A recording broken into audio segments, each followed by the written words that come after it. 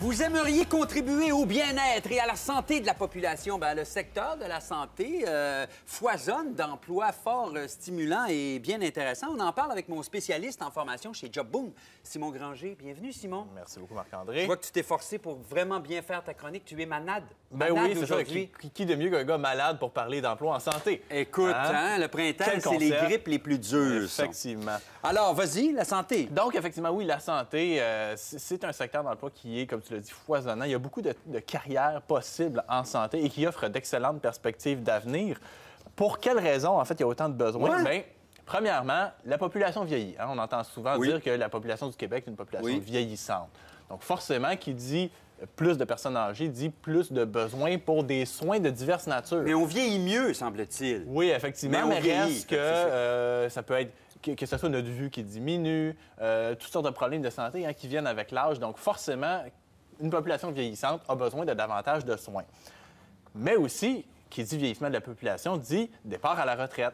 Et comme il y a beaucoup de travailleurs dans le secteur de la santé, il y a des moyennes d'âge quand même assez élevées dans beaucoup de professions, on s'attend à quand même beaucoup de départs à la retraite d'ici les prochaines années. Juste pour te donner une idée, le ministère de la Santé prévoit qu'il y aura 50 000 départs à la retraite dans le secteur d'ici 2019. Donc, ça va faire de la place. Ça va faire des départs, bien, il va falloir qu'ils soient comblés. Il faut les remplacer, effectivement. Et là-dedans, il y a aussi notamment beaucoup des professions clés, là, ceux qu'on connaît beaucoup comme médecins et infirmières. Ils sont beaucoup touchés par cette statistique-là, si on veut. Et donc, également, il y a la croissance démographique qui va amener d'autres besoins. Plus il y a de monde, plus on a besoin de gens pour soigner ce monde. Donc, à l'échelle de tout le secteur de la santé, c'est 110 000 embauches qui sont prévues d'ici 2019. Donc, non seulement pour combler les départs à la retraite, mais aussi pour combler de nouveaux besoins. C'est connu, il y a de l'argent dans le milieu de la santé. Ça veut dire que ça va être payant à travailler là-dedans. Oui, effectivement. Dis-moi si je me trompe, mais quand je pense à des études dans le milieu de la santé, je pense à des longues études. Oui, bien c'est sûr qu'il y a beaucoup On étudie longtemps. Il y a beaucoup de formations universitaires qui vont aller jusqu'à la maîtrise et même jusqu'au doctorat qui vont mener aux professions de la santé. Et parmi, notamment, je parlais des professions, comme on pourrait dire, les plus connues de la santé, infirmières, médecins. Ce sont des formations, effectivement, qui exigent de longues études.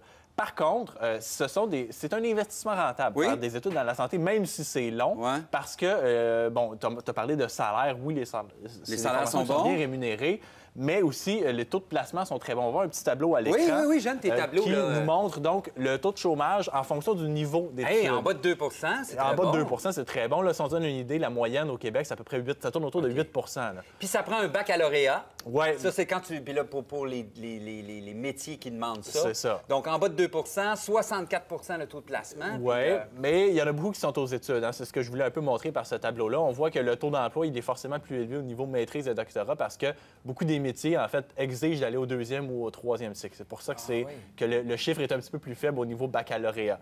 Et il y en a pour tous les goûts dans la santé. C'est pas seulement donc, des médecins, des gens qui vont avoir un esprit très scientifique. On va avoir des formations qui vont demander davantage, par exemple, un esprit de synthèse, un esprit d'analyse, comme par exemple un biochimiste clinicien. Il va y avoir des professions qui demandent davantage de l'écoute, des aptitudes en communication, comme ergothérapeute, par exemple. Et même certaines professions qui vont demander davantage une créativité, comme par exemple un psychoéducateur. Donc, des fois, on a l'impression que on voit les professions de la santé comme les métiers qui se passent dans un hôpital. Mais c'est vraiment, il y a toutes sortes de métiers là-dedans. Il y a beaucoup de possibilités intéressantes. Mais ce n'est que des métiers qui demandent une formation universitaire, non? Oui, effectivement. On peut éviter d'y aller? Oui, effectivement. En fait, on a tendance à penser, justement, quand tu me posais la question, on pense beaucoup longues études, mais il y a beaucoup de formations de niveau collégial et de niveau professionnel qui vont aussi offrir des perspectives tout aussi bonnes. On va regarder encore une fois un petit tableau là, qui nous montre nos indicateurs, nos fameux indicateurs pour les formations professionnelles et collégiales. Donc, encore une fois, le taux de chômage, quand même très intéressant. Et le taux de placement, donc le taux de diplômés en emploi, il est très intéressant. C'est un petit peu plus élevé que le premier tableau que tu m'as montré, mais il est quand même très bon. Mais c'est quand même nettement au-dessus de la moyenne. C'est super bon. Évidemment, au collégial, encore une fois, beaucoup de gens poursuivent leurs études parce qu'il y en a qui vont faire une technique, mais qui vont aller poursuivre à l'université par la suite. Ça voudrait dire quoi comme formation? C'est quel métier, ça? Bien, je t'en nomme quelques exemples. Au niveau collégial, par exemple, on va avoir des... En fait, c'est tout ce qui est les techniciens. Parce que pour faire rouler un hôpital, oui, il y a le médecin qui va te diagnostiquer, mais pour tout ce qui est examen, comme par exemple Les soldats, ceux qu'on appelle les soldats, là. Tu sais, Oui, c'est ça, ceux t'as qui vont des faire... chefs, des dirigeants, mais tu as besoin de soldats pour faire Exactement. marcher ça. Ceux qui vont faire, dans le fond, les différents examens. Par exemple, un technologiste en analyse biomédicale, donc ceux qui testent les échantillons. Ça sonne bien, ça. Oui, hein? Je suis dans le biomédical. Un technicien en orthèse visuelle, Ah technicien en inhalothérapie. Donc, ce sont des formations collégiales qui vont offrir des très bons taux de placement. Et même au niveau professionnel, hein, la formation professionnelle, il y a des débouchés dans le domaine de la santé. Par exemple, des formations comme assistance à la personne à domicile, assistance à la personne en établissement de santé, donc les préposés aux bénéficiaires. Ouais. C'est des travailleurs de première ligne en santé aussi.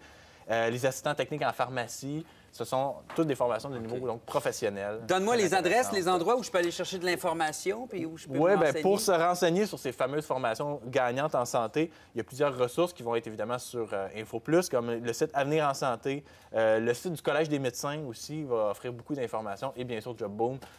Notre section Carrière d'avenir est toujours une très bonne ressource pour ça. Simon Granger de JobBoom, merci beaucoup. Et comme d'habitude, les adresses que Simon a données, vous allez les retrouver sur notre site InfoPlus. C'est l'émission, je sais pas.